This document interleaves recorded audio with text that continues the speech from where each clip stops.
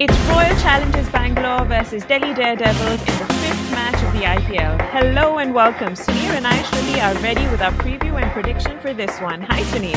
Hi, Shruti. How's it going for you? Going good. Got the first one right, so I'm pretty pleased there with Sunrisers winning. Yeah, same here. I had expected the Sunrisers Hyderabad to have that bit of an edge over the Royal Challengers Bangalore, and that's what happened. Hampered by the injuries in all probability. Yes, in fact, Suneer, the Royal Challengers Bangalore will feel slightly better in the confines of their home as they take on the Delhi Daredevils. Quite a bitter first defeat at the hands of the Sunrisers Hyderabad, who now made it 6-4 on head-to-head against them. Where did it all go wrong for RCB?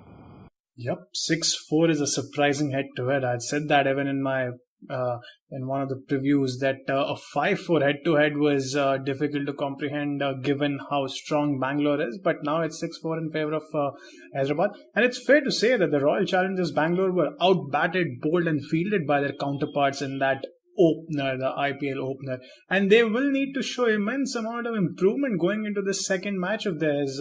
What would worry Bangalore is that while they were without the likes of Virat Kohli, AB de Villiers, KL Rahul and Sarfraz Khan, sure, but that still doesn't excuse their bowling and fielding because all these players who were missing were all batsmen. The absence of of those four players did not play a big part in Bangalore conceding 207 runs, nor did it push them into fielding like absolute novices with drop catches and missed fields galore, Shruti. Well, rustiness could be a reason. It's an excuse in the end, not a reason. Both teams are going into the tournament having not played as a unit since the last 1 year. So that's barely an acceptable reason. And you ask Kohli, he would be the first person to put his hand up and say that they could have bowled and fielded a lot better. That said, losing all those big ticket players could have left them a tad rattled. And it was not like those players were injured and ruled out for the last 1 month or so. It was over the last few days that players started falling apart like nine pins. First, you had the Virat Kohli injury in the third test match. Then KL Rahul was ruled out at the end of the Australia series. Then Sarfraz Khan got injured. And even AB de Villiers was named as a captain and then got injured. So that might have rattled them a little. And the Sunrisers read the situation well. They came out hard at them and Bangalore were left with no answers at all. That's true. In fact, they also lost Mitchell Starc earlier on as well. But as you mentioned, their bowling and fielding will need to show a marked change. But in terms of personnel, do you see any changes? For this game against Delhi, I suppose they could start with bolstering their bowling attack. The team went in with 7 bowling options in that first game and 8 if you count Gale, but he doesn't bowl these days. But in terms of incisiveness, there was Timal Mills and Yuzvendra Chahal and the rest of them tapered off sharply.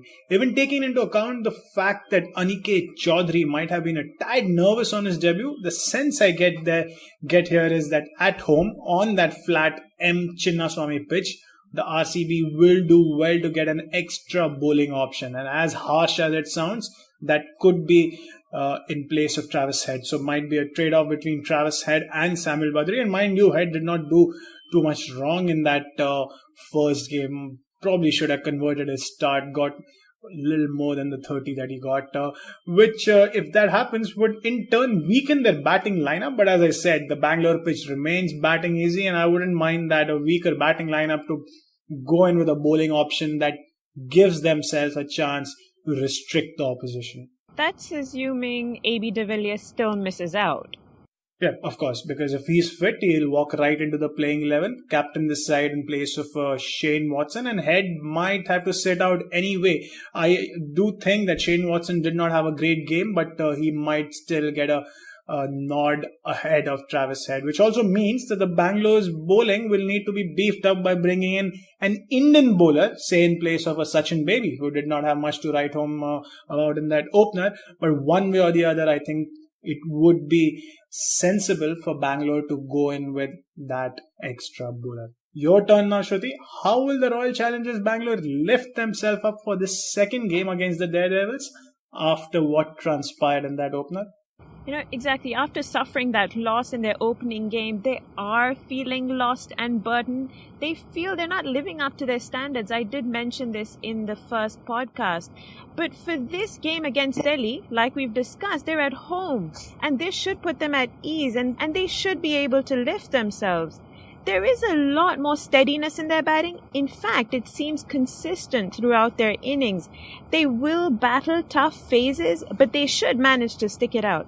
Bowling too does well. It has a good start and end, but they could stray in those middle overs a bit. Another huge plus, I'm sure you'll be happy to hear this, and so will Virat Kohli, it appears to be their fielding. Unlike the first game, it's their fielding that could provide a much needed boost. Now, if there's one team that's probably giving the Royal Challengers a run for its money when it comes to fitness woes, it's the Delhi Daredevils. How are they looking to you? Yes, well said that they are without JP Duminy, who opted out because of personal reasons. So that's not really a fitness injury, but yeah, they lost one of their more experienced guys. Then they lost Quinton de Kock to an injury. Shreyas Iyer has been ruled out for a few games due to chickenpox. I think I had one when I was in my 5th grade.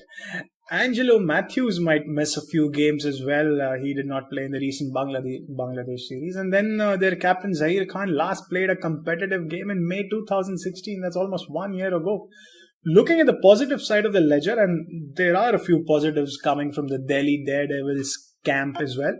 They do look like they have a good bowling lineup. Shami should be back to full fitness. And then there's Kagiso Rabada, who will look to get a taste of his first IPL season. And then there's obviously Amit Mishra and Chris Morris, all of whom can pick up wickets, Shruti. I was just running down their batting lineup. It looks like there are a few holes that the Delhi Daredevils could plug in the top 5 or 6.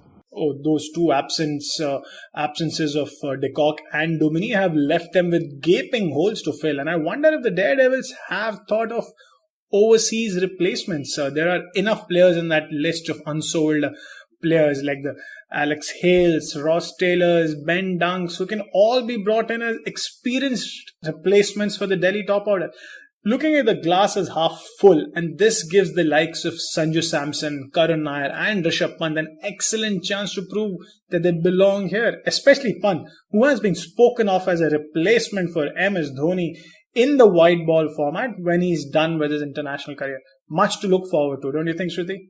Yes, Suneer, it's an excellent opportunity, and considering traditionally the Delhi Daredevils haven't done too well in the IPL, and I'll look at the glass as half full as well, as it will be highly premature to expect them to continue that way this season.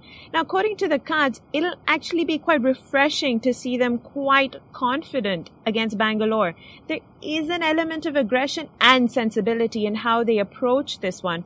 Although their batting should manage to fight off the opposition, they may be victims of their own silliness.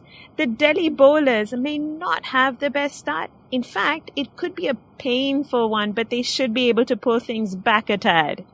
Ouch, silliness from the batting. I hope it doesn't come down to that. With all those youngsters, it does put a big dent on the morale sometimes. But does that mean that the Delhi Daredevils will struggle to beat the Royal Challengers Bangalore in this game like they have over the previous 9 seasons? Bangalore has a 11-6 win-loss record against Delhi, Shruti. Very possible. One of the major differences between both these teams seems to be their fielding. Bangalore certainly seems to have the edge on that, but Delhi are not going to allow Bangalore to bully them either. So this is a tough game to call, but nevertheless, I'll go with a more all-round consistency. So it's Tara advantage, Royal Challengers Bangalore. Where do you stand on this, Suneer? I also trust Bangalore will have a much better second game. It could well be down to their strong batting taking on the potent Delhi bowling, which is what could decide this contest. But Bangalore at home is a different proposition, and I think as for the winner, I'm with you too. Bangalore hold the edge on this one over Delhi. Perfect. We're both happy to go with RCB. Good to be on the same side. It's a wrap from us. Catch us on Twitter at World Cricket Chat and do subscribe to this channel. Bye from us.